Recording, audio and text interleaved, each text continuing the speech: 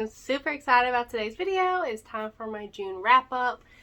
And yes, I know I haven't posted probably like a week and a half or 2 weeks, only because I was waiting for my new tripod to come in. It has a ring light, so the lighting's gonna be so much better. I'm super excited to have this, and it's a better tripod than the other one I had, because the other one I was fixing just throw away anyways, but I was just using it for the time being. So I'm super excited to be back to making videos. And so in the month of June, I read a total of 18 books. I know, I was really happy with that number, but don't let that fool you, because I read a lot of manga, or they might be considered, no, they were all manga, or they might be, two of them might be considered graphic novels instead of manga, but it was a great month. And disclaimer is I am very fortunate to work in a job that I'm able to read a lot, so I am able to read as many books as I have. And I think I've actually hit my goal of reading 100 books this year. But if not, I'm like very close if I haven't. So first up, I finished. I won't even go into detail about it because I did make a video about it. And you probably have seen it everywhere. And you're probably sick of it. But I finished Fourth Wing by Rebecca Yarros. If you know, you know. I was very fortunate to be one of the ones to get the sprayed edges before it sold out. And I gave this book 5 out of 5 stars. So I won't go into too much detail about it. I have a video up, which I'll link down below if you wanted to see what my thoughts and opinions were on it. But like I said, I won't get into it. Next up, I finished The Witcher Ronin, which I've had this book for a while, and I've been wanting to pick it up, and one of my goals for this month was to read more of my physical TBR, and this was one of them. And I love the Witcher series. Anything The Witcher. I haven't finished the video game, and I don't know.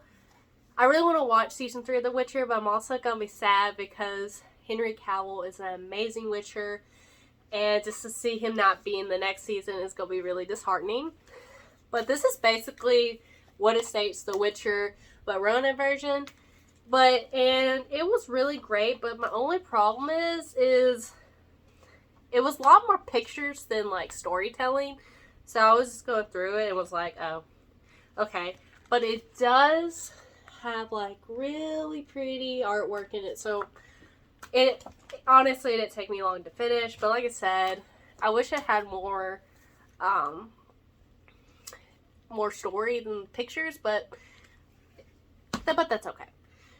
And next up, I was really excited to pick this up because I saw it in my library and I didn't even know this was a thing. But it's called, I think, Shunna's Journey, which is by Miyazaki. Yes, Miyazaki. This is how you say it. And obviously, for people who don't know, he's the one who created like Spirited Away, Howl's Moving Castle, one of those big, everybody knows those movies, especially any Studio Ghibli. And this was a beautiful story. It's about, let's see, it's been a minute since I read this like the beginning of the month, so I gotta do a little quick refresher. It's about Shunna the Prince. Oh yes, he comes from a poor land, and they get by, but not like very well. So he goes on a journey to go find better livestock, better grain, more so. I mean, not livestock, but like you can see it on the picture. He's looking for better like grain and stuff for the land to be more purposeful for fulfilling for the land. So he goes on this great journey and he meets somebody along the way. It was a really beautiful story, and I would actually really like to see this in a film version. And I think somewhere in the back it might have said they wished that they could have made this a movie, or this was like one of the beginning ones. I'm honestly not sure. Yeah, but I'm not sure if this was supposed to become one, or it never did. But it was really great, and it reminds me a lot of, I think it's Nausicaa of the Wind. I think that's how you say it. Don't, if I didn't, I'm sorry. But that's what it really reminded me of. Next up, so I have actually never read these, and I used to grow up watching it, and I still collect the cards. But I picked up the Pokemon Adventures Volume 1, which it's the collector's edition, I think I said. And I think it has, I'm not sure how many volumes it has in it, but I really love this. Like, let me find the page. So So we have Team Red, Team Blue, and then we have Green. And fun fact, which is kind of funny, but I didn't really know about Green until a little bit, when I was just a little bit older, because at the time it was Red and Blue. And so to really learn about Green, I was really excited. And actually the hold for the volume 2 of this just came up at my library, so I could go pick that up tomorrow. So, but I won't go too much into this anyways, because everybody knows Pokemon. It's just about Red, Blue, and Green and their adventures going through, you know, traveling to be the best Pokemon trainer. And something I didn't say at the beginning of the video, I don't really rate mangas or graphic novels, because personally for me, I think they're very hard to rate because they are shorter, or they're like a combination of like a big volume like this one. But because my problem is with certain mangas, I'm like, well, 5 out of 5 stars, 5 out of 5 stars, because some of them I really just like, I'm gonna keep reading, and I think the story and the artwork was really beautiful. So this book, I gave 5 out of 5 stars. I could have read it in one day, but I didn't want to read it in one day just because I didn't want the story to end, and it was beautiful. And I picked, it is Divine Rivals by Rebecca Ross. And I need the Fairy Loot edition ASAP, because the Fairy Loot edition is stunning. And, oh, so freaking good. So, what was her name again? It's been a... Let's see. So, we follow 18-year-old Iris Winnow, and she is... Her brother Forrest goes to war, and I think a few months has passed, or it was a few months or a few years, where she is at a newspaper company, and she's just trying to rise up the ranks. But she meets her rival named Roman, and he's also trying to do the same thing. He is trying to rise up the ranks, and they're actually trying to go for the same position, but it was winner takes all. But you follow a story between the two of them, and there's a war between two different gods. She actually has this magical typewriter that she writes letters to her brother Forrest, and she kind of puts it like in the wardrobe, which is like a magic wardrobe too. And as that actually getting sent to her brother, it's getting sent to Roman, which is her rival, and he's been reading them for a few months but hasn't said anything about it. But he finally decides to write her back, and the way they banter between each other, they mess with each other. They always like mess up stuff on their desk, and they always like pick on each other. But their relationship is chef's kiss, and I loved it so freaking much. And I need the second book, and now I have to read her other books because the writing one in here was really beautiful. And I don't know if it's stated anywhere on like Goodreads or anything, but it reminds me very much of, it's probably maybe considered like fantasy, but it's also to me like magical realism in the sense of, is there a war going on like between like actual like countries? It's like between two gods, and it's so freaking good. It's The Darkening by Sonia Mara, and this book was absolutely stunning and very beautiful. And I don't even know, but so we follow two characters named Prince Dalka and Vesper Vale. Prince Dalka was born for one purpose only, and that is to protect his home from the storm. The storm is this, I really don't know how to explain it, but it's just like, almost reminds, it's like a dust storm, but it has monsters in it. And him and they're called Wardanas, I think they're called. And they are the ones who protect the village. They have like these special cloaks that are made of feathers where they can fly, and they obviously are, and they learn how, what is it called? I forget what it's called, but they have this special power. Well, it's not really power, it's like combining different uses, like a rock, wind, like maybe, I don't even know. This is a bad explanation, and I'm really sorry, but you power where they also have to fight these monsters. And then we also have Vesper Vale, and she's a daughter of fellow revolutionaries, and her mother was actually sent to death by the storm. If you go into the storm, you don't come back. You don't know really what happens to them, besides the fact that no one has ever came out of the storm before, and they do die, sadly.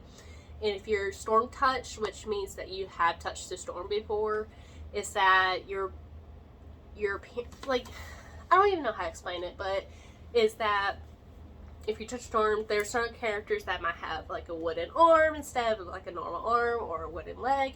In the beginning, you meet this character, and she actually, when she was touched by the storm, she starts the beginning of the day, she has like a baby face. She stays the same age, but as the day progresses, her face changes. So she goes through starting a baby, and at the end of the day, she has an old lady's face, which is very interesting. I really enjoy that. And the story is absolutely beautiful and very whimsical. Sonia Mara did a phenomenal job writing this book. I'm really excited to get the second book because the way this book ends, what kind of cliffhanger was that? And I need to know more. So everybody needs to go check her out, and it was absolutely stunning. And check out her TikToks. Like I said before, they're like cinematic masterpieces, and they are chef's kiss. I gave this book a 4.75 star rating, and that is One Dark Window by Rachel Gilling. Meet Elspeth Spindle, and she has this spirit in her head that she calls the nightmare. And you find out on the way how she got the nightmare in her head. And so, I'm going to be honest, I really don't know where, without spoiling too much, because it doesn't say in the synopsis who the main love interest is, but you meet this highwayman, and he attacks her, and she attacks him. And one of the powers of having the nightmare in her head, she can call upon him to the nightmare gives her his strength to fight him back. And girl, the tension between these two is so good. And this is actually Rachel Gilling's debut novel, and I need the second book. Because also the way this book ends on a cliffhanger, and I don't know what's up with these authors nowadays, leaving these books on a cliffhanger, but this book was absolutely stunning. And now I'm also had to wait for the Fairlude edition of the second book because I gotta match them. But so a lot of these other books I read through the Kindle Unlimited or through the Libby app because I'm trying to save money this year, but it's really hard because I want all these books. And I actually have a fun video coming up soon that I am really excited to do.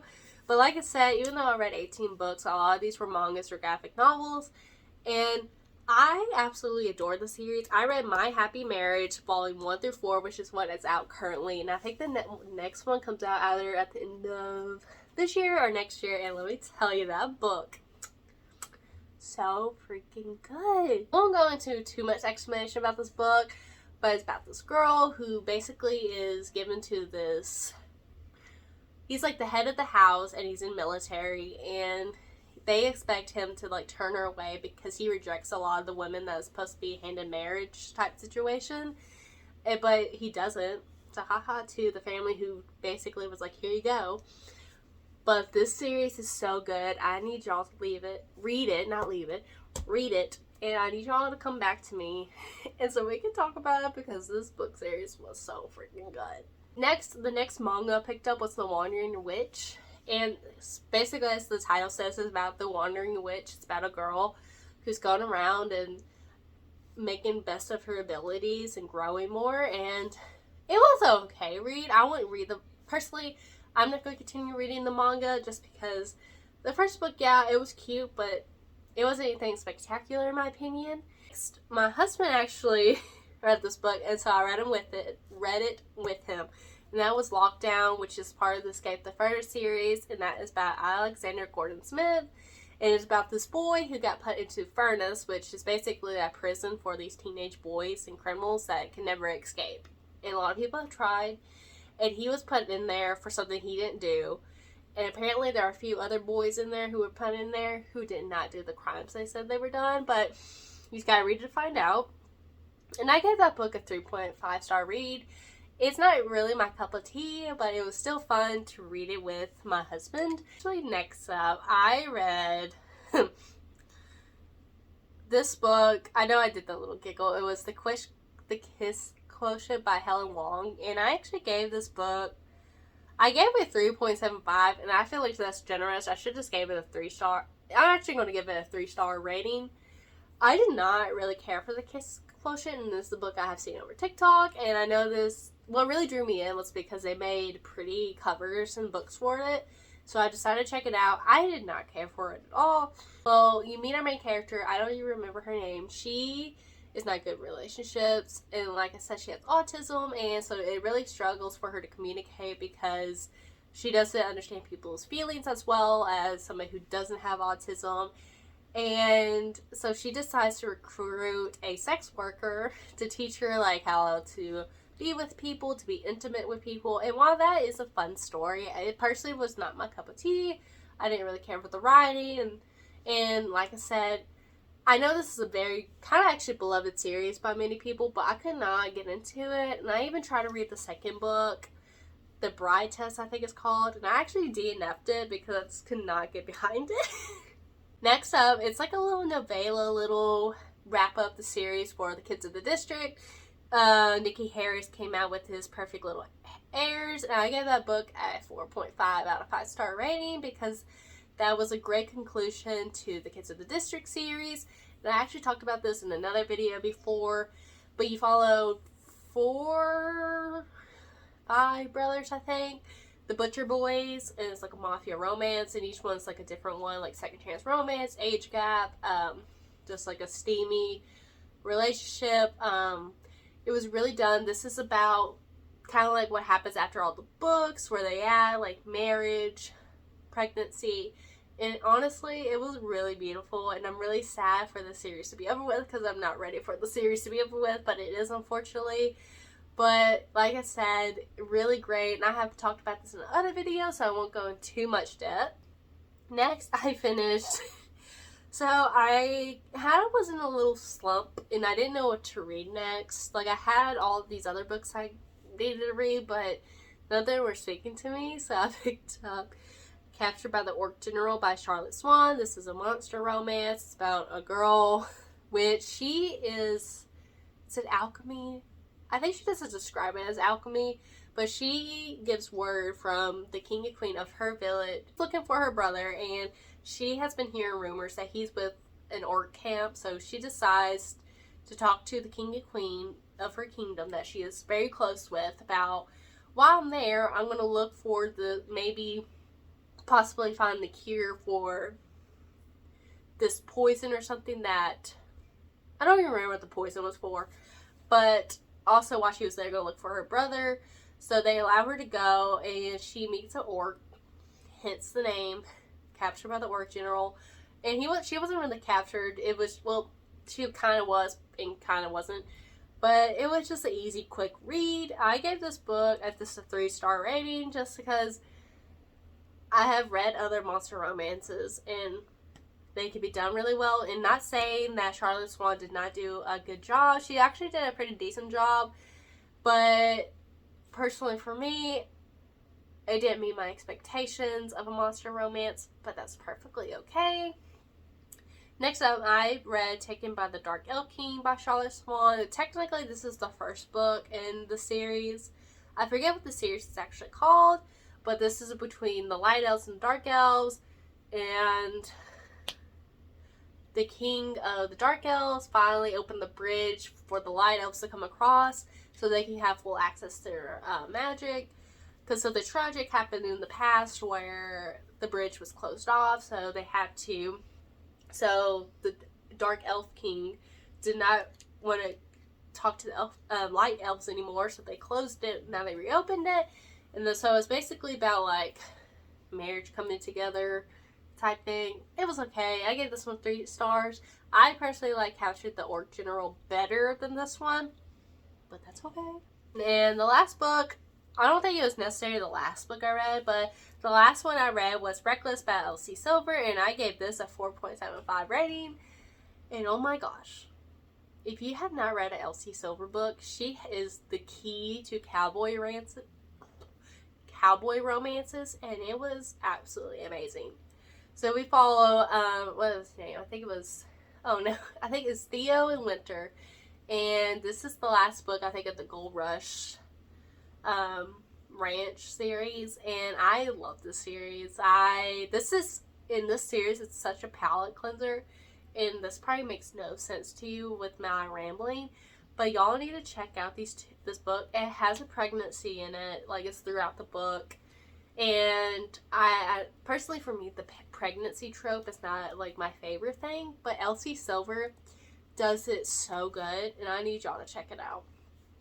So this video is probably all over the place with me describing books. I'm not that great at describing books as some other people, but I still really enjoyed this. And June was a great month, and I'll be having my July TBR coming up soon. And let me know down below in the comments what books you read during June. I would love to know books you didn't like too. I would love that. And I'll see y'all in the next video. Thanks guys. Thanks for watching. Bye.